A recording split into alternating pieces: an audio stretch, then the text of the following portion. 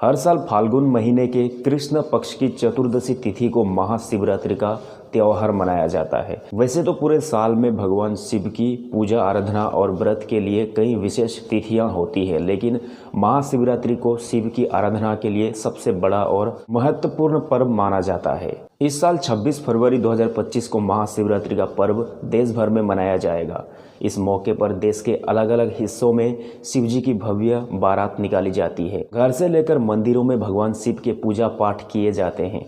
महाशिवरात्रि के पावन अवसर पर शिव भक्त महादेव के मंदिर जाते हैं और शिवलिंग पर जल चढ़ाते हैं। तो आइए महाशिवरात्रि के मौके पर जानते हैं भगवान शिव के 12 ज्योतिर्लिंगों के बारे में। इन 12 ज्योतिर्लिंगों को लेकर ऐसा कहा है कि जहाँ जहाँ महादेव साक्षात प्रकट हुए वहाँ उनकी स्थापना हुई, इसलिए पुराणों में सभी ज्योतिर्लिंगों का खास महत्व भी बताया गया है। इन 12 ज्योतिर्लिंगों के दर्शन मात्र से भक्तों के सारे कष्ट दूर होते हैं और जन्म जन्मांतर के पाप धुल जाते हैं।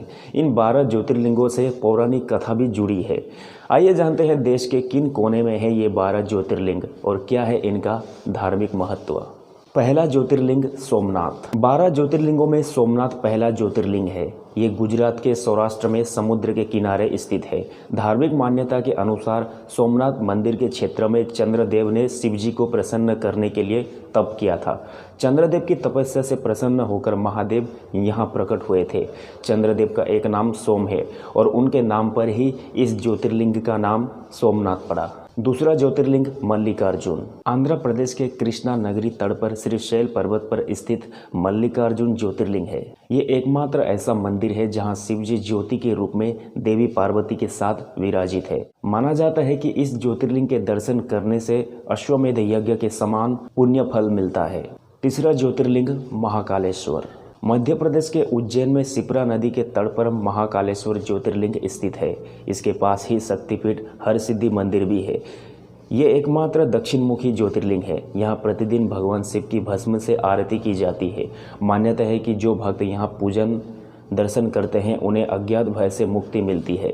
चौथा ज्योतिर्लिंग ओंकारेश्वर। मध्य प्रदेश के इंदौर से तकरीबन 80 किमी की दूरी पर नर्मदा के किनारे एक ऊंची पहाड़ी पर स्थित ओंकारेश्वर ज्योतिर्लिंग है। ये ज्योतिर्लिंग ओंकार या ओम का आकार लिए हैं, जिस कारण इसका नाम ओंकारेश्वर पड़ा।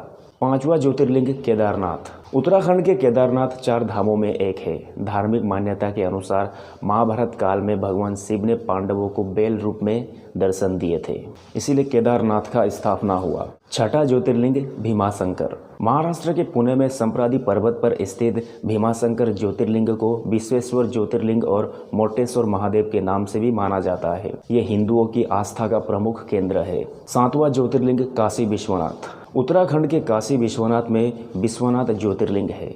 यहाँ शिव के साथ पार्वती भी विराजित है। ऐसी मान्यता है कि इस क्षेत्र में जिसकी मृत्यु होती है वो मोक्ष को प्राप्त करता है। 8वां ज्योतिर्लिंग त्र्यंबकेश्वर। इसे हिंदुओं का प्रमुख तीर्थ स्थल माना जाता है, जो कि महाराष्ट्र के त्र्यंबक गांव में गोदावरी नदी के निकट स्थित है। यहाँ स्थित शिवलिंग में ब्रह्मा, विष्णु और शिव की एक साथ पूजा होती है। यहाँ गौतम ऋषि की तपस्या से शिव जी प्रसन्न होकर प्रकट हुए थे। 9वां ज्योतिर्लिंग वैद्यनाथ। झारखंड के देवघर में बाबा वैद्यनाथ 12 ज्योतिर्लिंगों में एक है। यहाँ आने वाले भक्तों की मुराद भोलेनाथ पूरी करते हैं, इसीलिए इसे कामना लिंग भी कहा जाता है। 10वां ज्योतिर्लिंग नागेश्वर। गुजरात के द्वारका में स्थित इस ज्योतिर्लिंग का वर्णन शिव पुराण में भी मिलता है। शिव पुराण की रुद्र संहिता में शिव जी का एक नाम नागेश दारुका वने बताया गया है, क्योंकि शिव जी नागों के भी देवता है। 11वां ज्योतिर्लिंग रामेश्वरम। तमिलनाडु के रामनाथपुरम में स्थित रामेश्वरम ज्योतिर्लिंग का विशेष धार्मिक महत्व है। मान्यता है कि जब राम जी रावण वध के बाद लंका लौट रहे थे तो वे दक्षिण भारत में समुद्र किनारे रुके थे और समुद्र तट के रेत से शिवलिंग बनाकर पूजा की थी।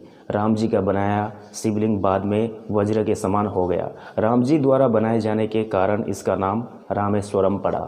12वां ज्योतिर्लिंग घृष्णेश्वर। ये ज्योतिर्लिंग महाराष्ट्र के वेरुल नामक गांव में स्थित है, जिसे 12 ज्योतिर्लिंगों में आखिरी ज्योतिर्लिंग माना जाता है। पुराणों के अनुसार घृष्णेश्वर महादेव के दर्शन करने से दुख दूर होते हैं और हर प्रकार का सुख मिलता है।